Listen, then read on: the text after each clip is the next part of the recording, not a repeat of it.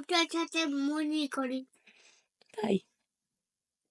তুমি তো অনেক লক্ষ্মী মেয়ে। তুমি কি সুন্দর করে খেয়ে নিচ্ছ, আমাকে একটু জ্বালাও না। এরকম করে ভাত খাওয়া শিখবে, ঠিক আছে? তাহলে কষ্ট হবে না। তুমি তো এখন বড় হচ্ছ। সবাইকে গুড মর্নিং বলে দাও। Good morning.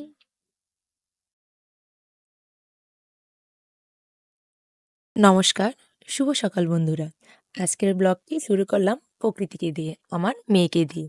দেখো, প্রকৃতিকে সকালবেলা প্রতিদিনের মতো ঘুম থেকে তুলে ফ্রেশ করিয়ে খেতে দিলাম। আজকে ওকে নিজের হাতে খেতে দিয়েছি। কালকেও দিয়েছিলাম, দেখলাম যে ও রুটি দিলে একা একা খেতে পারে। তাই জন্য ওকে চিনি পরোটা বানিয়ে দিলাম, ওটাও একা একা এখন খাবে। আর আজ হচ্ছে একাদশী, তো সকালবেলা রান্নাবান্নার ঝামেলা নেই। আগের যা রান্না ছিল তা দিয়েই প্রকৃতির আর ওর কাকার হয়ে যাবে। তাই জন্য প্রকৃতিকে সকালবেলা রুটি বানিয়ে দিলাম। তো প্রকৃতি রুটি খাচ্ছে, এখন আমি বিছানাটা তুলবো আর ওর সাথে গল্প করছিলাম। তারপর দেখো, সকালবেলা প্রকৃতিকে রুটি খাওয়ানোর পর অনেকটা সময় কোনো ভিডিও করিনি। তারপর প্রায় ১টা বেজে গেছে। যেহেতু রান্নাবান্নার চাপ নেই, আসলাম এখন একাদশী রান্না করতে। আর আজকে যেহেতু একাদশী, তো আমার জন্য একাদশী রান্না করার জন্য বাদাম আর হচ্ছে দুধ, সাবু। তো বাদামটা ছিলে নেব আর দুধটা কারেন্টের চুলায় বসিয়ে দিয়েছি। তো দুধটা হতে হতে আমার বাদাম ছিলা হয়ে যাবে। আজকে আর তেমন কিছু করব না। আজকে শুধু বাদাম খাবো আর দুধ দিয়ে সাবু খাবো। আর কলা ঘরে আছে, আনারস আছে, বড়ই আছে, ফল তো টুকটাক থাকেই। আর বাদামটা খেলে একাদশীর দিন আমার অনেক ভালো লাগে। মনে হয় বাদাম খেলে পেট ভরে যায়। এক মুঠ বাদাম খেয়ে একটু জল খেলেই পেটটা ভরে যায়। অন্য কিছু খাওয়ার আর দরকার হয় না। দেখো, কথা বলছি আর বাদাম ছিলছি। আর এদিকে দুধটা বসিয়ে রেখেছি। আর প্রকৃতিকে পাশের রুমে দিয়ে এসেছি ফোন দিয়ে, যে একটু ফোন দেখো তুমি। আর আমি কিন্তু সকালবেলা প্রকৃতিকে খাওয়া দাওয়ার পর একটু পরেই প্রকৃতিকে আজকে স্নান করিয়ে দিয়েছি। তো বাদাম ছিলতে ছিলতে হঠাৎ মনে হলো দুধে একবারে চিনি দিয়ে দিই, তাহলে প্রকৃতিকে একটু পর খাওয়াতে পারবো। প্রকৃতি কালকে পরশু মানে গ্যাত গ- গত ২ দিন যাবৎ বলতেছিল, মা আমি গরুর দুধ খাবো। তাই জন্য ভাবলাম একটু বেশি করে নিলাম, যাতে প্রকৃতিও খাবে আমিও খাবো। তারপর ওকে আমি খাওয়ানোর জন্য আগেই চিনি দিয়ে দিলাম, যাতে খাওয়ানোর সময় আবার চিনি মেশাতে না হয়। আজকে তো একাদশী, তাই একাদশীর দিন দেখো বাদাম ছিলে নিচ্ছি, বাদাম ভাজা করব। আর চুলায় দুধ বসিয়ে দিয়েছি, সাবুও ভিজিয়ে রেখেছি। সাবু দিয়ে দুধ দিয়ে কলা দিয়ে খেয়ে নিব, আর হচ্ছে বাদাম ভাজা। আজকে আর কিছু লাগবে না একাদশীতে। আর যদি খেতে ইচ্ছে করে রাতে গরম গরম আলু দিয়ে ভেজে নিব, তারপর খাবো। আর আগে রান্না বান্না আছে, বাসায় এই কদিন অনেক মেহমান ছিল, যার কারণে ভিডিও করতে পারিনি। তারপর এডিট করারও সময় পাইনি আগের ভিডিওগুলো।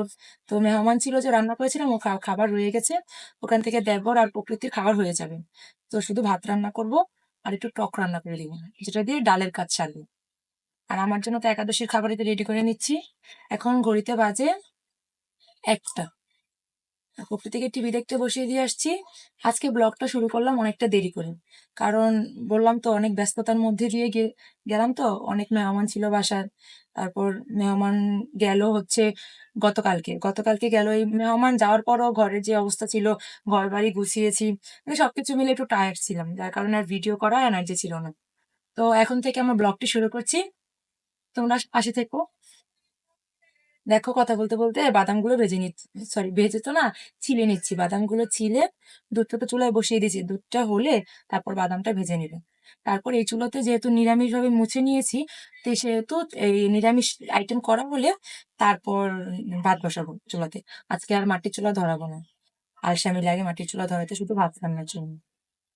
তো এই কয়টা থাক, আরেকটাতে খাওয়া মানে আরেক একাদশীতে খাওয়া যাবে। যেহেতু একা খাবো, এত ভেজে লাভ নেই। এর আগের একাদশের বাদামগুলো রয়ে গিয়েছিল, প্রকৃতির বাবাকে সাথে দিয়ে দিছিলাম, বলছিলাম তুমি পরে খেও। ও আর খায়নি, 1 সপ্তাহ পরে রিটার্ন নিয়ে আসছে ব্যাগে করে। ওর ওগুলো দিয়ে একদিন ভর্তা করে তারপর খেয়েছি। তাই ভাবলাম আজকে আর বেশি করবো না, অল্প করবো, যাতে শুধু আমিই খেতে পারি। প্রকৃতি আগে খেতো, এখন আর প্রকৃতি বাদাম খেতে চায় না অতটা।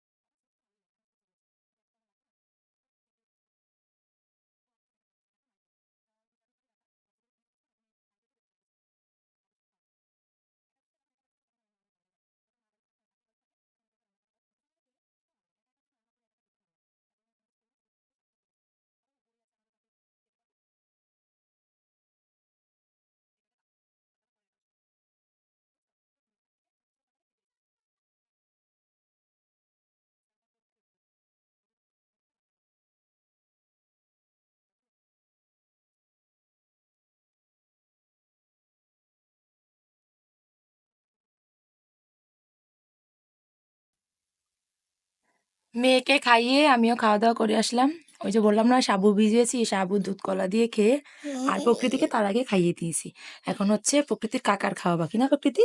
কাকা আসলে কাকা খাবে। কাকার মানে খাবার বেড়ে রেখেছি। কাকা এসে শুধু খেয়ে নেবে। এখন বাজে ২:৩০।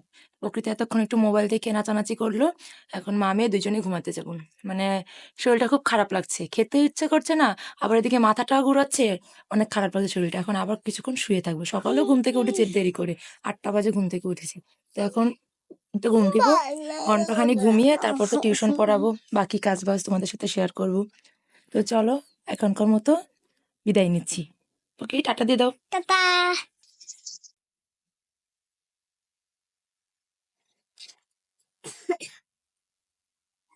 জামাটা ভালো মতো এঁকে দিই।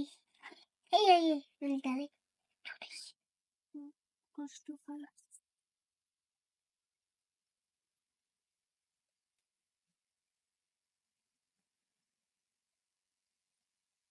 এবার বুক টানবো। বুক টাকার জন্য একটু শেপটা এরকম হয়ে যাবে।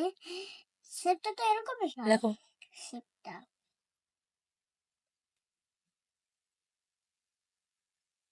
মিক্সিটা করে দিই। আজকে সারাদিনই তেমন ভিডিও শুট করা হয়নি। তোমাদের থেকে সকালে দেখালাম যে আজকে একাদশীর খাবার বানিয়েছি, তারপর প্রকৃতিকে খাইয়েছি, খাইয়ে ঘুম টুম পাড়িয়েছি, তারপর বিকালে ঘুম থেকে উঠে টিউশন পড়ালাম। তারপর বাসায় মেহমান আসলো, বললাম না আমাদের বাড়িতে অনেক মেহমান ছিল।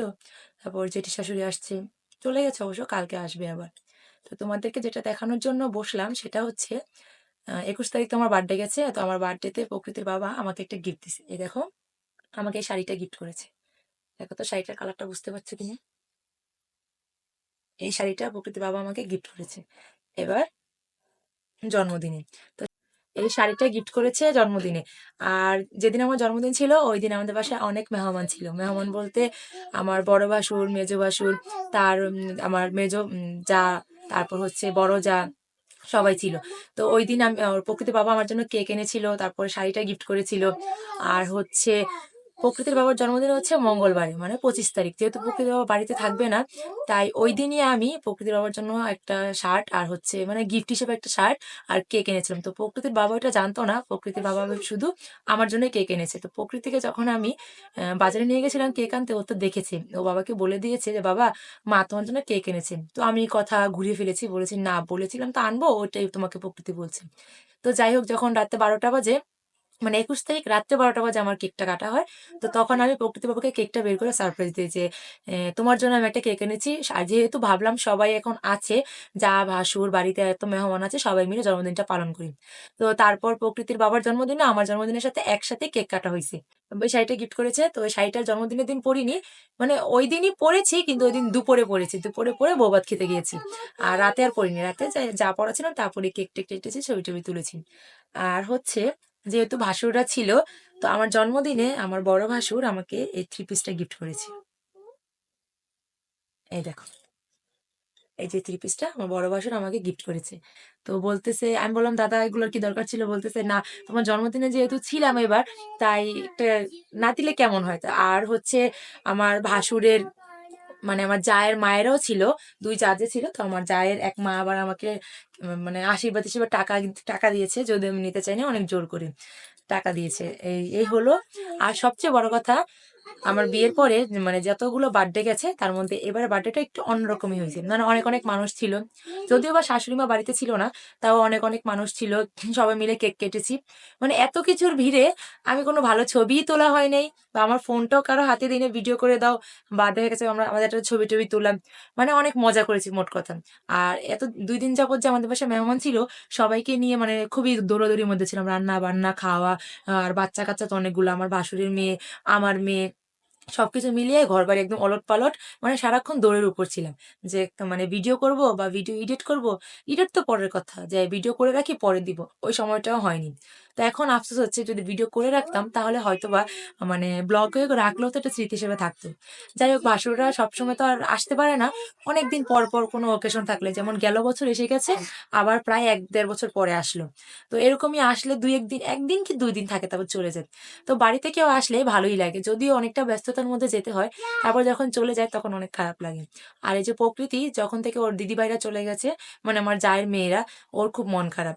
আর হচ্ছে এই কি বলে, আমার জায়ের মেয়েরাও ওখানে গিয়ে মন খারাপ যে কবে আবার আসবো, কাকিমণি তুমি কবে আসবা প্রকৃতিকে নিয়ে। তো ভালোই সময়টা গেল, কিন্তু সবচেয়ে বড় কথা হচ্ছে মঙ্গলবারে যেহেতু প্রকৃতির বাবার জন্মদিন, আর আজকে আমি ভিডিওটা শুট করছি, আজকে হচ্ছে তোমার সোমবার। যেহেতু কালকে প্রকৃতির বাবার জন্মদিন, যেহেতু বাড়িতে থাকবে না, তাই আমি শনিবারেই, সরি আমার জন্মদিন কি বারে গেল, হ্যাঁ শনিবারেই আমার জন্মদিনের সাথে ওর বাবার কেকটা কেটেছিলাম। তারপরে একটু খারাপ লাগছে, যদি বাড়িতে থাকতো হয়তো বা একটু ভালো মন্দ রান্না করতাম, কেক টেক কাটতাম, বা একটু গোপালের ওইখানে একটু পায়েস টায়েস করে দিতাম। তো ভেবেছি যখন শুক্রবারে বাড়িতে আসবে তখন একটু গোপালের এখানে পায়েস করে দিব। আর গোপালও এখন ঘরে নেই, আমি একটু গোপালকে আমাদের কাকি শাশুড়ির ঘরে, মানে আমার কাকির ঘরে গোপাল বেরু দিতে গেছে, বেড়াতে পাঠিয়েছি, তাই জন্য। তো সবকিছু মিলিয়ে ভাবলাম আজকে তো সারাদিনের ভিডিও তেমন শুট করিনি, ভিডিওটা একদম ছোট হয়ে যাবে, তাই ভাবলাম তোমাদের সাথে এগুলো শেয়ার করি। এই দেখো, আর আমার তো থ্রি পিসটা অনেক পছন্দ হয়েছে, যদিও আমাকে আমার দাদা মানে ভাসুর বলেছে যে তোমার যদি চয়েস না হয়, মানে আমার দেবর যে দোকানে থাকে ওই দোকান থেকে এনেছে, যে তুমি মানে পাল্টে নিয়ে এসো। আমি বলেছি না দাদা, আপনি যেহেতু এটা এনেছেন এটাই আমার কাছে অনেক।